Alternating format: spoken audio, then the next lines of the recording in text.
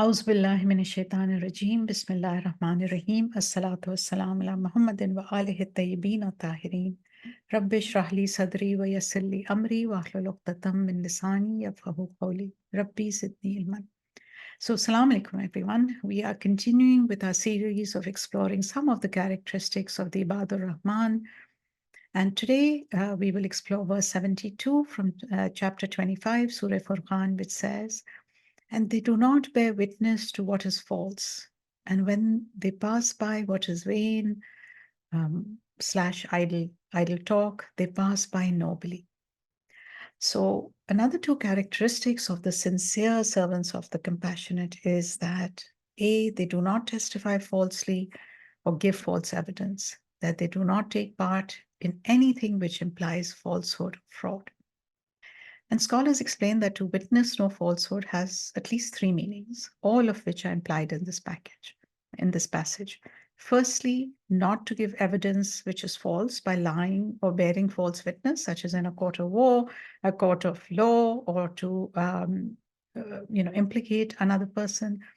Secondly, not to assist in anything which implies fraud or falsehood or lead to deception in any way. Leading to deception in any way is a very broad kind of canvas, right? And thirdly, not to participate or attend to situations or gatherings where there is falsehood. The second quality mentioned in this verse is that when they encounter either falsehood or frivolity or obscenity, they have no time for it. They do not get involved in it and they gracefully withdraw. This, by the way, is the most natural outcome of the conviction that Allah, in that they're not affected by the environment. If it is distasteful or frivolous, they pass it by. These are people who are proactive, constructive, and goal-oriented. They use their time wisely and do not involve themselves in something that will not bring a good outcome. And how do they pass it by? They avoid or pass by such matters with kiram, which is an attitude of dignity, and it also carries the sense of nobility, generosity, and high-mindedness. It is interesting to know that the word kiram also contains within it a hint of humility. In other words, they pass by not with contempt or arrogance, but with an honorable avoidance. We can use this verse to remind ourselves, to protect ourselves, our psyche, and our souls from situations and events which will impact our souls in ways that we often don't even recognize. It is common today for all of us to witness so many things on social media, in society, in the world, which are frivolous. They are. They would definitely come under this category. They are obscene. They have no moral value to it.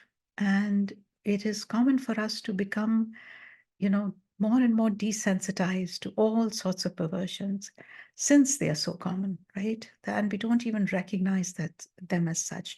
We have lost that idea of moral distaste in ourselves. What we watch, what we listen to, and what we expose ourselves to has an impact on our psyches and our souls, even if we do not recognize it. And, one of the ways I like to remind myself of this is with the fable of the boiled frogs, a version of which is below.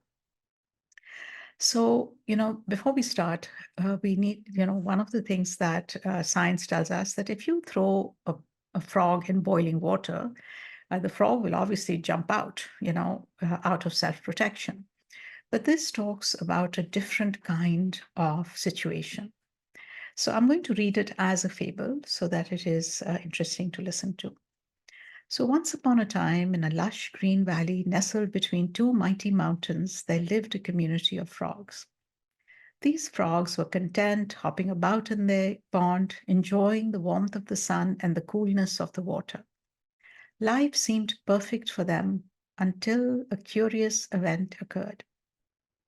A group of frogs, adventurous and eager to explore, stumbled upon a pot left by a passing traveler. So, intrigued by its contents, they peered inside to find it filled with lukewarm water. And unbeknownst to them, the pot was placed on a slow burning fire, gradually heating the water. So at first, the frogs got inside. They found the water very comfortable. It was a pleasant change from the coolness of their pond. They swam around, enjoying the novelty of their discovery. But as time passed, the water grew warmer and warmer at a very slow pace. And the frogs failed to notice this gradual change. They became accustomed to the increasing temperature, adapting to it without realizing the danger lurking beneath the surface. Slowly, the water turned into heat, the warmth turned into heat, and still the frogs remained in the pot, oblivious to the peril that they were in.